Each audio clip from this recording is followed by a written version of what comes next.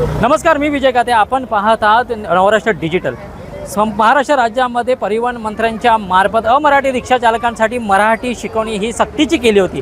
त्याच्यामध्ये काही म्हणजे रिक्षा चालक आहेत, टॅक्सी चालक आहेत, यांनी जे अमराठी आहेत त्यांनी मराठी शिकवणिका घेतल्या नसेल किंवा मराठी शिकली नसेल, जुजबी मराठी बोलले नसेल, तर त्यांच्यावरती कारवाईला संपूर्ण महाराष्ट्रामध्ये सुरुवात झाली. याच अनुषंगाने माझ्या पाठीमागे बघू शकता, मीरा भाईंदर शहरामध्ये आज RTOच्या मार्फत कारवाईला सुरुवात झालेली आहे. जे अमराठी आहेत, जे ज्यांना आपण विचारलं जातं आहे की बाबा मराठी तुम्हाला येतं का, जर त्यांना येत नसेल तर त्यांना नोटीस बजावत आहेत RTOचे अधिकारी आणि त्यांना सांगत आहे 1 महिन्याची आपल्याला मुदत आहे, आपण मराठी शिकवणिका जवळपास असतील तर त्यांनी तिथून घ्या, शिकून घ्या आणि तुमची समजून घ्या, यानंतर आपल्या सगळ्या गोष्टीवरती कारवाई होणार नाही, असं 1 महिन्याची त्यांना मुदत दिली. जे कारवाईसाठी अधिकारी आले होते नेमकं त्यांचं म्हणणं तरी काय आपण जाणून घेऊ.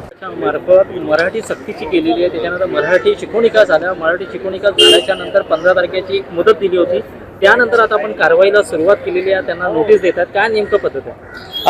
आता कारवाईला सुरुवात केलेली आहे.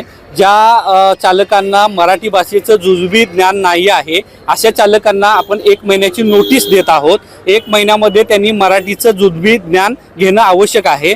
जर त्यांनी 1 महिन्यामध्ये मराठीचं जुजबी ज्ञान घेण्यास ते असमर्थ ठरले तर त्यांचं जो बॅच आहे तो 3 महिन्यासाठी निलंबित करण्यात येणार आहे. आता साधारणपणे ही किती दिवसापासून आता कारवाई सुरू झाली मीरा भाईंदरमध्ये? ही कारवाई आजपासून सुरू झालेली आहे.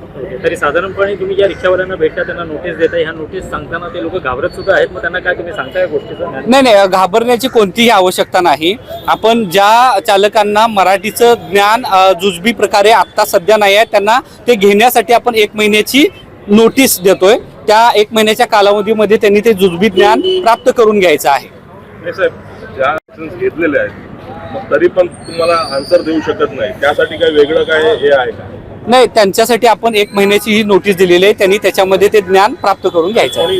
केलेलंच नाही अप्लाय, म्हणजे ते गेलेच नाही शिकायला, ते आम्ही चेक करून त्यांना ज्यांच्याकडे ते ज्ञान नाही आहे अशा लोकांनाच आपण नोटीस देत आहोत. कारण स्वतः परिवहन मंत्र्यांनी स्वतः सांगितलं फक्त आतापर्यंत महाराष्ट्रामध्ये 1 लाखात रिक्षा चालक आणि ओला उबर चालकच मराठी शिकलेले, अजून 5 लाखाच्या आसपास यांचा आकडा आहे.